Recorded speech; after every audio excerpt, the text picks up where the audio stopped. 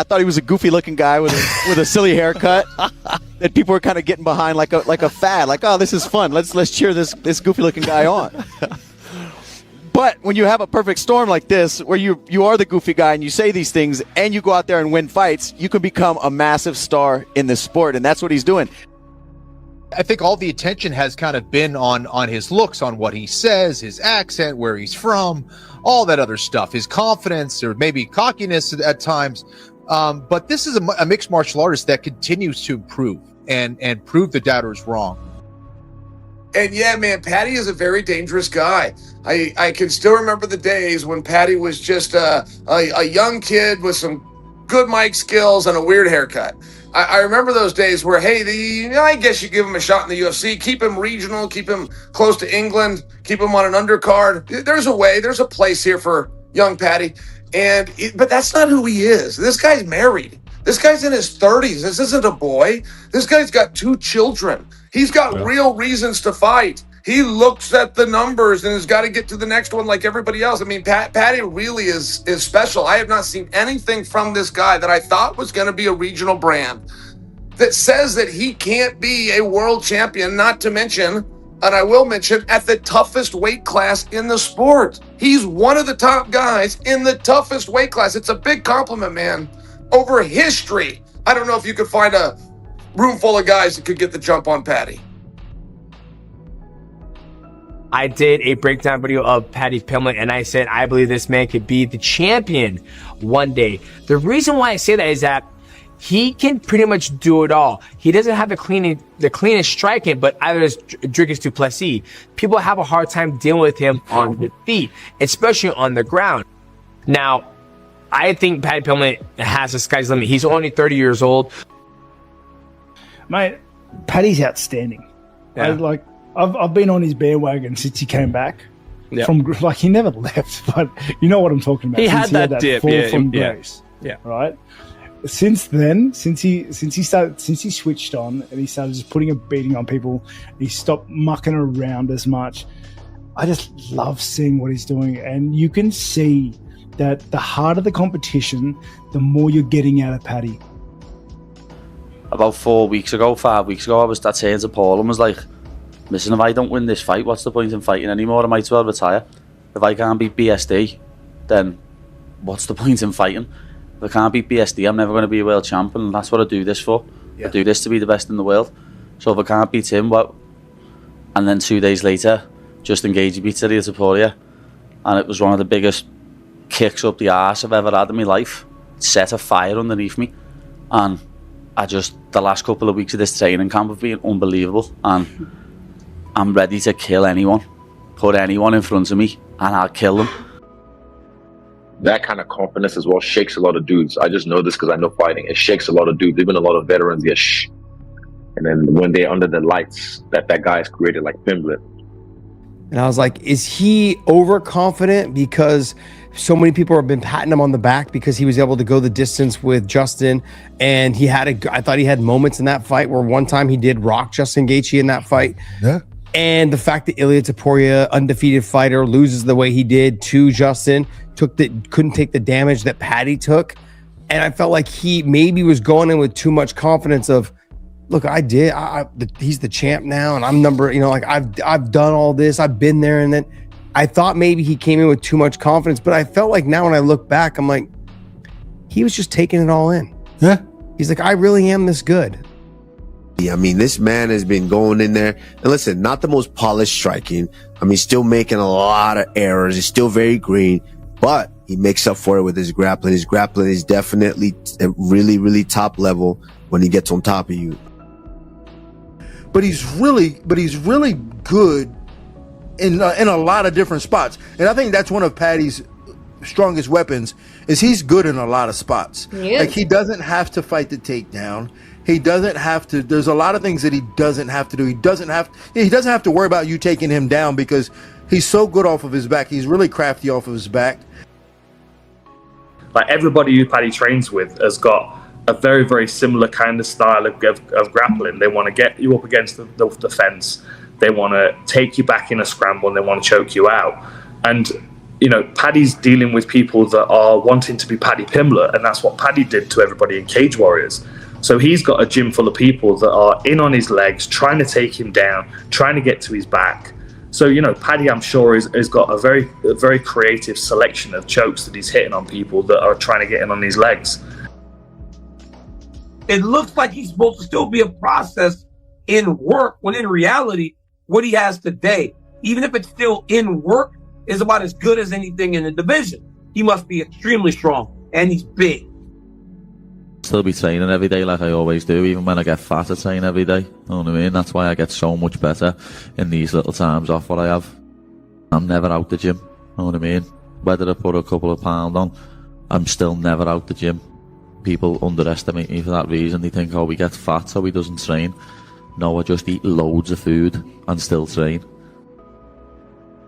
Yeah, I think he's one of the bigger lightweights, to be completely honest with you. And I think the fact that he does kind of get big in between fights, but then quickly starts to dial it back and really get on the diet and be focused, actually helps you build muscle over the years, right? If you're still lifting while you're in a huge calorie, surplus and building muscle, then you strip that all down and lose all the body fat. Each time that you do that, you're it's like bodybuilders doing a bulking session where they're eating a massive amount of calories, focusing on just getting big, and then they strip down and they cut the weight.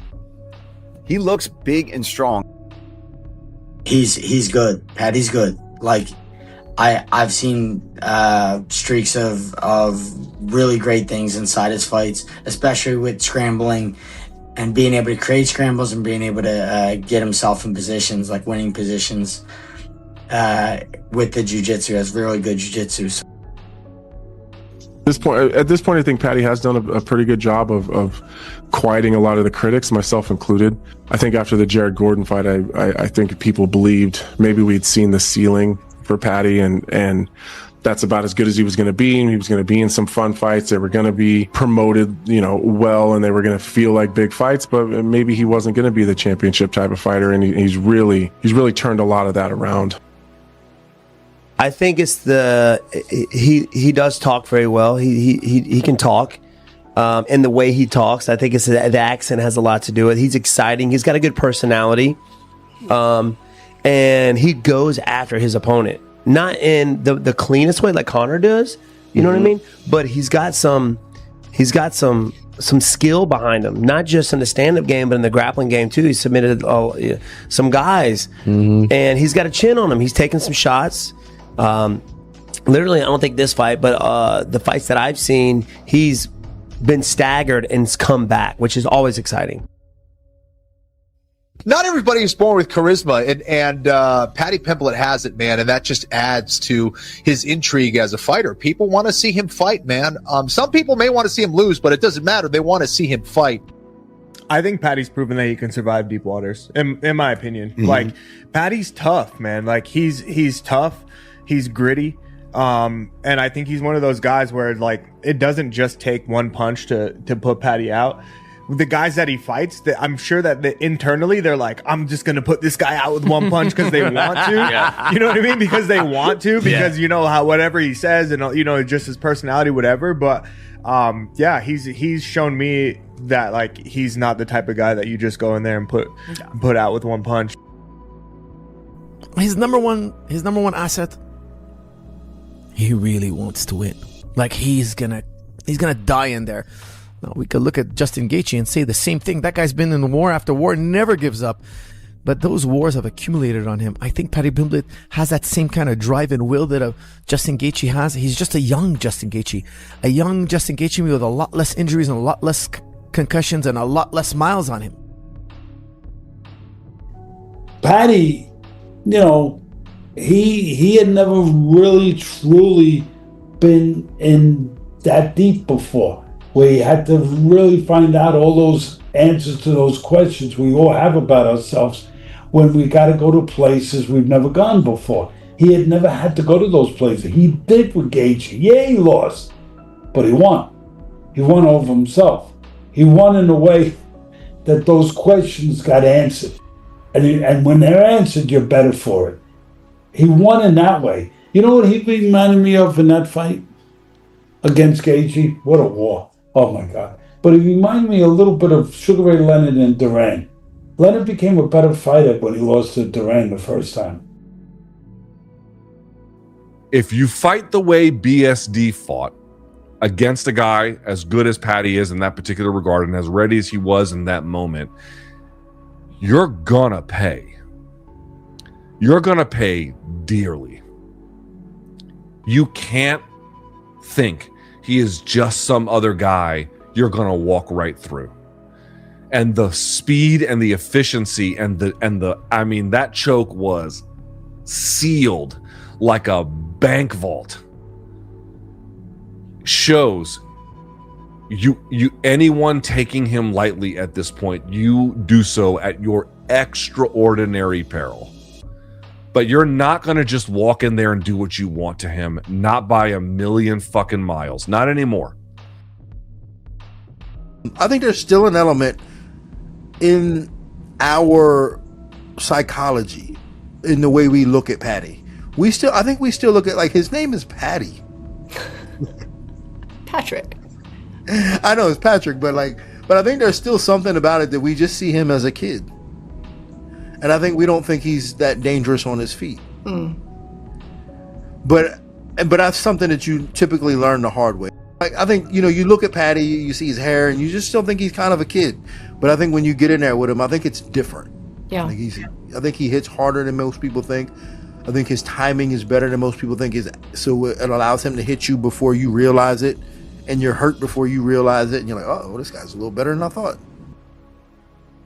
And to see a guy like that, still young in the game, still crushing it, beating legit people now too, and fighting legit people, having a war with Justin Gaethje, who we see how damn good he is, and then Benoit is a killer out there, man. And he predicted it. He said, if he shoots on me, I'm gonna choke him out. And that's exactly what he did. And he landed a couple shots ahead of time.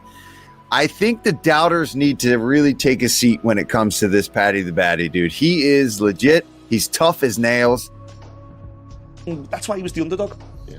But nobody now can go, Paddy ain't legit. Yeah. Because he's just absolutely twisted the neck off Benoit Saint-Denis. Who's a great grappler. Who was legit. He was a decorated French military guy.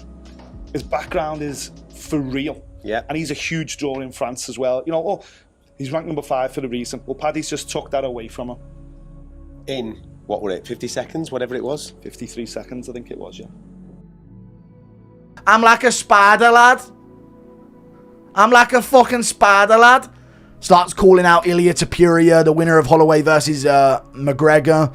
There was fighting, I guess that fight ain't happening. Maybe you could get Holloway though. But I reckon December, Ilia Topuria, Paddy Pimblett. Why not, man? Let Paddy Pimblett have his summer. He's back on momentum. You have to cash in on Ilia Topuria versus Paddy Pimblett. You just simply have to. I won't take anything else. But it's a good one though, because like you said, we don't know how Ilia's mindset's coming. So if ever there's a time maybe for Paddy to have an advantage over him, it'd be right now. We know when he's coming off a loss like that. And Paddy kind of trying to bully Topuria all the time, like really set himself up for a good spot. Like, oh yeah, if he finds himself in a position where he needs another fight to get into a title fight, Topuria is right there for the taking too.